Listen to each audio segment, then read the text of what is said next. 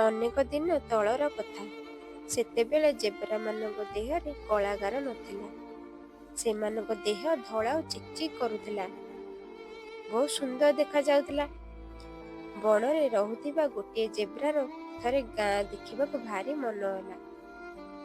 ତେଣୁ ସେ ଗାଁ ପାଖକୁ ଆସିଲା। ଗୋଟିଏ ଘୋଡ଼ା ଜେବ୍ରାକୁ ଦେଖିଲା। ସେ ତାକୁ ଗାଁ ଭିତରକୁ ଯିବାକୁ ମନା କଲା। ଘୋଡ଼ା କହିଲା, ମଣିଷମାନେ ତୋ ଭଳି ସୁନ୍ଦର ଜୀବକୁ ଦେଖିଲେ ବାନ୍ଧି ରଖିବେ, ବଣକୁ ଛାଡ଼ିବେ ନାହିଁ। ଜେବ୍ରା ଭାବିଲା, ସେ ଦିନରେ ଗାଁକୁ ଯିବନି, ରାତିରେ ଯିବ। ରାତି ହେବାରୁ ଜେବ୍ରା ବୁଲି ବାହାରିଲା ଗାଁକୁ। ଗାଁ ତାକୁ ବହୁତ ଭଲ ଲାଗିଲା। ସେ ଭାରି ଖୁସି ହେଲା।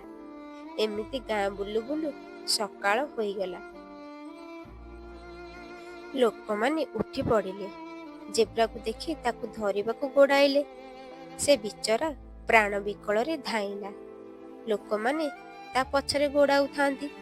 କିଛି ଦୂର ଦୌଡ଼ିଲା ପରେ ଜେବ୍ରା ଦେଖିଲା ଗୋଟିଏ ଘର ଆଗରେ କିଛି କଳା ରଙ୍ଗ ପଡ଼ିଛି।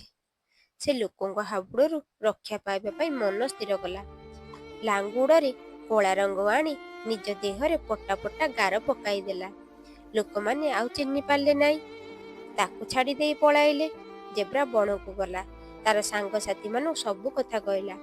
ମଣିଷଠାରୁ ରକ୍ଷା ପାଇବାର ଉପାୟ ବି କହିଲା। ସବୁ ଜେବ୍ରାମାନେ ନିଜ ନିଜ ଦେହରେ କଳାଗାର ପକାଇଦେଲେ। ସେହି ଦିନଠାରୁ ସବୁ ଜେବ୍ରାଙ୍କ ଦେହରେ କଳାଗାର ରହିଛି।